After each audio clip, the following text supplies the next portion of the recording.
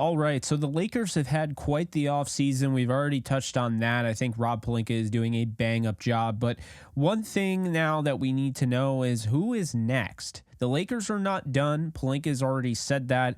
The reports are that they are going after a big man, as he said, and that's pretty much going to be the last guy. They might bring in one of those Summer League guys, but as of right now, the reports say it's between 27-year-old Christian Wood and 30-year-old Bismack Biyombo. Before we dive into that, if you like more of this content your way, you can hit the subscribe button, like this video. It will push it towards you on your recommended section on YouTube, and I will greatly appreciate it, as well as dropping a comment. Let's talk about it a little bit. So Christian Wood and Bismack Biyombo, well, here's the thing, okay? If you do a straight stat comparison, Christian Wood is by far the better statistical player. It's not really close. When you look offensively, the guy could average 20 and 10, okay? Like, this is somebody that could really make an impact if given the playing time, at least on the offensive end. But the thing about Biyombo that makes this interesting is his ability on the defensive end, and mainly as a shot blocker.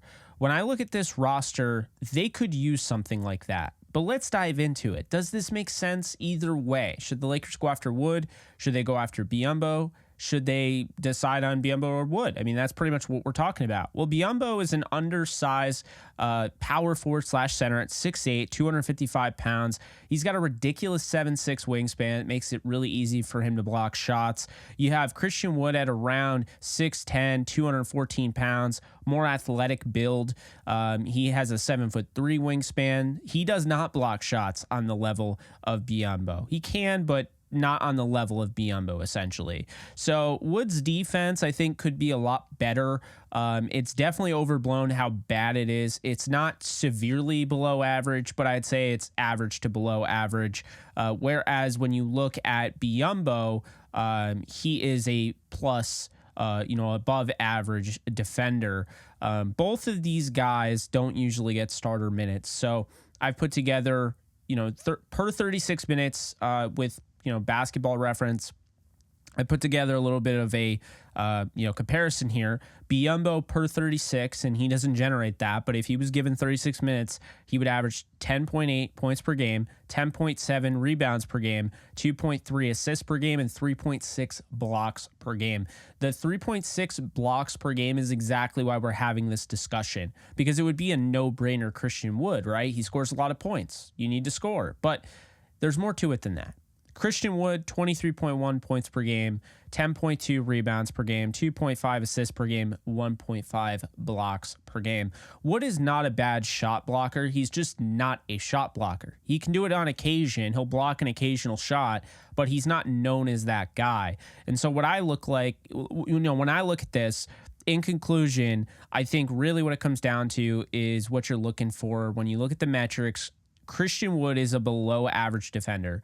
When you look at defensive plus minus, he is below average. Okay. If you're going to isolate your attention to getting a scoring big man that can come off the bench, or dare I say he starts at power forward next to Anthony Davis, then you're talking about Christian Wood through and through. I mean, I think if you want a defensive big man that is plus in that defensive plus minus category, you would go with Bismack Biyombo, who can block shots, can disrupt in the paint. And I think when you look, it has to be more about what's on the roster. If I'm building a team, I'm probably going to pick the 27-year-old who can score a lot of points, can rebound, can defend, close to average, over, the 30-year-old that is only defensive guy, very limited offensively. But that's not the case. We're talking about the Los Angeles Lakers. We're talking about a team that was just in the Western Conference Finals after just basically blowing up the team, 80% into the season and just making do with what they had and doing a nice job of that. So now they're kind of running it back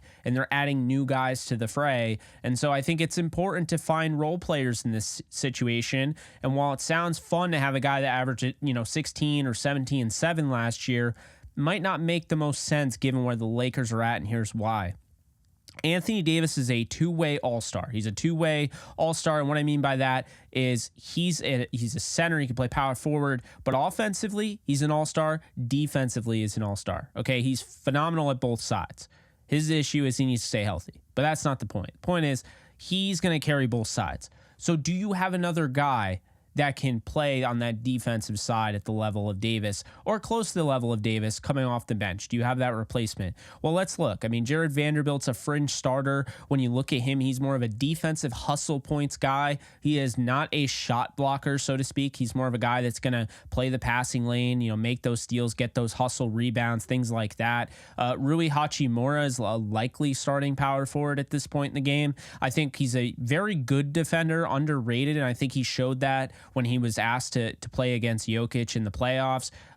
He's just not a flashy defender. He's not going to block shots on a consistent basis, and he's not going to get a ton of steals either. He's really more of an offensive big man that can lock guys down if need be. So then you look at Jackson Hayes, who they just added, right?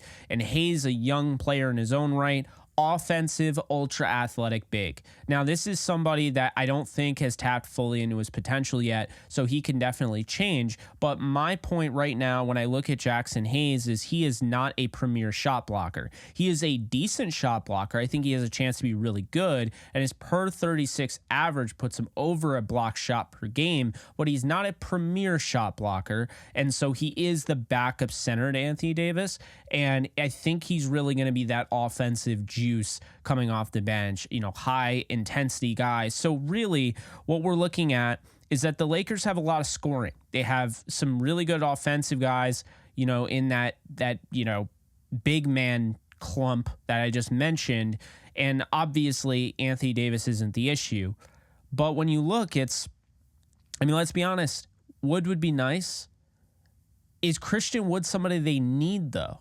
I don't think so. And so I look at Bismack Biyombo's rim protecting ability that would give the Lakers a big man other than Anthony Davis. When he hits that bench, he can still, it's not going to be like, you're not going to just open the floodgates into the paint when Anthony Davis steps off the court. It's not going to be easy to slash your way through there because you're going to have Biyombo in this case. And so in my opinion, you have a guy that can disrupt, you have a guy that can shot block at a high clip, and I would go with Bismack Biyombo under the circumstances. But if they miss out on him, there's no harm in grabbing Christian Wood to this point in the game. You're not paying him top dollar, okay? I know he's played for a lot of teams. There's questions about, why he's done that. Some people say it's because of attitude. I don't know him personally. I can't say.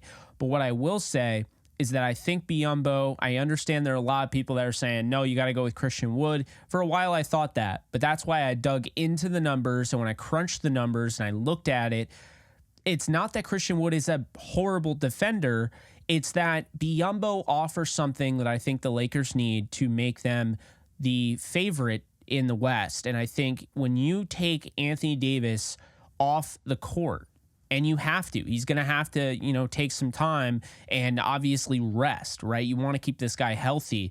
Are you okay having Bismack Biyombo in there defensively? And the answer all day is yes. Per 36 minutes, we're talking about an over 3 block shots per game type of guy. He doesn't have to play 36 though. So in those limited reps, those limited possessions that he plays and that are going to be given out, Wood would probably play more minutes because he can score, but Biyombo is going to play those important minutes where he needs to come in and, maybe it's a close game and you keep Anthony Davis off the bench long enough and on the bench long enough and, say it's 5 minutes. Now all of a sudden the Lakers are losing. Whereas you have Biyombo in there and maybe those easy layups and stuff, that doesn't happen. It's not to say that Jackson Hayes, Rui Hachimura, Jared Vanderbilt, those guys can't get better at the shot blocking area. Okay. It's not to say that they can't develop that, but it is to say that Biyombo is a guy that at age 30 with that 7'6" wingspan